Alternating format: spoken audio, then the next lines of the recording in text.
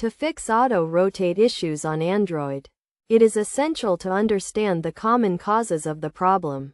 The main reasons for auto-rotate problems are having auto-rotate enabled, experiencing a temporary software glitch, or having outdated software bugs. To resolve these issues, start by disabling auto-rotate if it is enabled, as this may cause continuous rotation. This can be done by opening the Settings app, navigating to the Display section, and toggling off the switch under the Auto-Rotate section.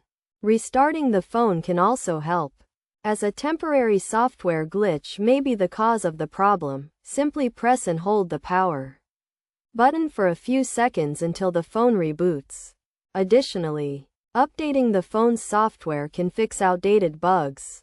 To do this, launch the Settings app, navigate to the System section, and click on the System Updates option to check for and install any available updates. By following these steps, auto-rotate issues on Android can be easily resolved.